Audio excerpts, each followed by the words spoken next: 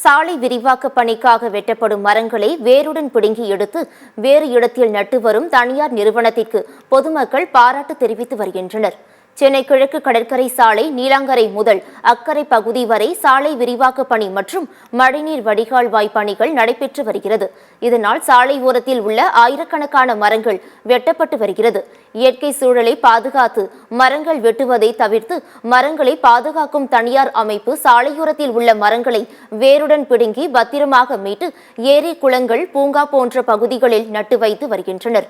அதேபோல் சென்னை கிழக்கு கடற்கரை சாலையில் பல்வேறு பணிகளுக்காக வெட்டப்படும் மரங்களை வேருடன் பிடுங்கி அதன் கிளைகளை வெட்டி பதப்படுத்தி மரங்களின் தாய் மண்ணோடு வேறு இடங்களில் நட்டு வருகிறார்கள். இந்த செயலை தமிழ்நாடு வனத்துறையை சேர்ந்த சென்னை, திருவள்ளூர், காஞ்சிபுரம், செங்கல்பட்டு ஆகிய 4 மாவட்டங்களில் இருந்து வந்த 100க்கும் மேற்பட்ட வன அதிகாரிகளுக்கு சென்னை கிழக்கு கடற்கரை சாலை ஈஞ்சம்பாக்கத்தில் சாலை விரிவாக்கத்திற்காக வெட்ட இருக்கும் மரத்தை வேருடன் பிடுங்கி செம்மஞ்சேரி பகுதியில் உள்ள ஒரு பூங்காவில் நட்டு செயல்முறை விளக்கம் ஒரு நாள் முழுக்க அளித்தார்.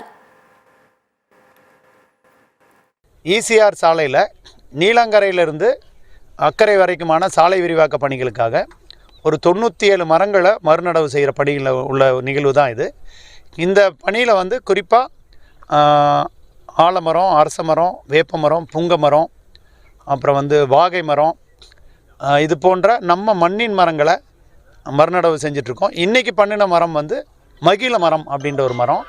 இது போன்ற மரங்களெல்லாம் மறுநடவு செய்கிற பணிகளை அக்கறையோட தமிழ்நாடு அரசு வனத்துறையில் உள்ளவங்க நாங்களும் தெரிஞ்சுக்கணும் அப்படின்னு சொல்லி வந்திருக்காங்க. மறுநடவு பண்ணுறதுல வந்து ஒரு சில இதில் வளருமா வளராதான்னு தெரியல அப்படின்னாங்க.